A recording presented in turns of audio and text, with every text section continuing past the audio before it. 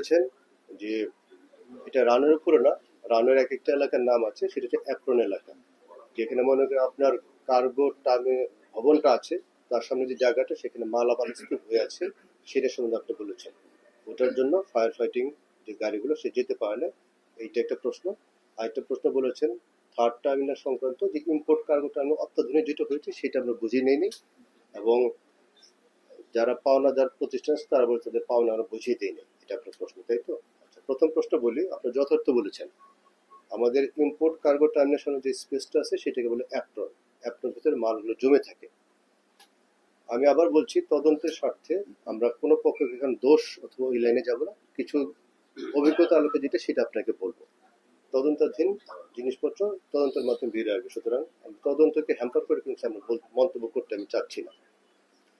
যে মালপত্রগুলো জমা হয়ে থাকে সেই মাত্রগুলো হচ্ছে, আপনাকে আবার বলেছি, ওই বিল্ডিংটা আমার, তার ভিতরের এইটার পুরো দায়িত্ব হচ্ছে বিমান বাংলাদেশ এয়ারলাইন্স, ক্লিয়ার করার দায়িত্ব হচ্ছে সিএনএফ এজেন্টরা, আর কাস্টমসের কর্তৃপক্ষ ওনার কাস্টমস জিনিসগুলো করেন। আইডিয়ালি রেগুলার অনুসারে এই জিনিসগুলো 21 দিনের ভিতরে ক্লিয়ার হয়ে যাওয়ার কথা, 21 দিনের ভিতরে মালপত্রগুলো ক্লিয়ার হয়ে যেত, কিন্তু যদি ক্লিয়ার না হয় এই 3 কর্তৃপক্ষ মিলে জিনিসপত্রগুলো ক্লিয়ার করে। সুতরাং মালপত্রগুলো যদি জমে থাকে সেটা দায় দায়িত্ব ওনাদের, এবং যেতে পারে না এই মালপত্রগুলো সামনে জমে থাকার জন্য যেতে পারে না, এবং এই সংক্রান্ত অনেকগুলো করসপন্ডেন্স করা হয়েছে, অনুরোধ করা হয়েছে, হাউর আনফর্চুনেটলি সেই মালপত্রগুলো সরে নাই। এমনও ঘটনা হয়েছে, হয়তো পরে জানতে পারবেন, যে 21 দিনে যেগুলো ক্লিয়ার করার কথা, হয়তো এমনও হতে পারে যে এটা বছরের পর বছর জিনিসপত্র হয়তো ক্লিয়ার হয় না, সেই ঘটনাও থাকতে পারে। আমরা যতটুকু জানতে পেরেছি সেই ঘটনাগুলো তদন্তের মাধ্যমে বের হয়ে আসবে। বাট এই কর্তৃপক্ষ হচ্ছে সেখানে কন্ট্রোলিং বিমান, সিএনডিএফ এজেন্ট, কাস্টমস অ্যান্ড যদি কুরিয়ার থেকে তারা। এইটা একটা প্রশ্ন উত্তর। সেকেন্ডটা হচ্ছে যে আপনার যে নতুন যে ইম্পোর্ট এক্সপোর্ট কার্গো টার্মিনেট হয়েছে সেটা টেক ওভার করা নিয়ে, এই টেক ওভার করা নিয়ে অনেকগুলো মিটিং হয়েছে।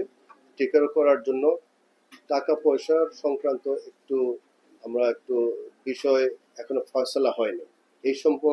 এই সম্পর্কিত একটা বোর্ডও গঠন করা হচ্ছে দুই পক্ষের ভিত্তিতে। তাদের একটা দাবি আছে, আমাদের সে দাবিটা সেই পক্ষের না। আমি টাকার পয়েন্টটা ঠিক জানি, কিন্তু আপনাকে বলছি না যে ওনাদের যে দাবি আমাদের দাবি, সেই দাবির ভিতরে একটা বিশাল বড় একটা 1,000 কোটি টাকার উপরে আপনার গ্যাপ রয়ে গেছে।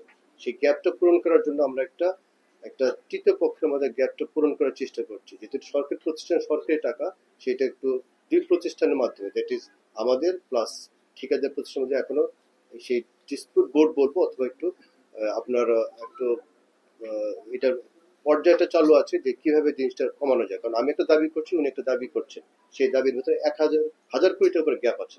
সেই গ্যাপটা পূরণ হয়ে গেলে, এবং যে আপনার বিচারাধীন বিষয়টা আছে সেটা ক্লিয়ার হয়ে গেলে তার ভিতরে টেক ওভার করতে পারবো, তার আগে আমি টেক ওভার করতে পারবো না। জি, আমার নাম শহীদুল আলম, আমি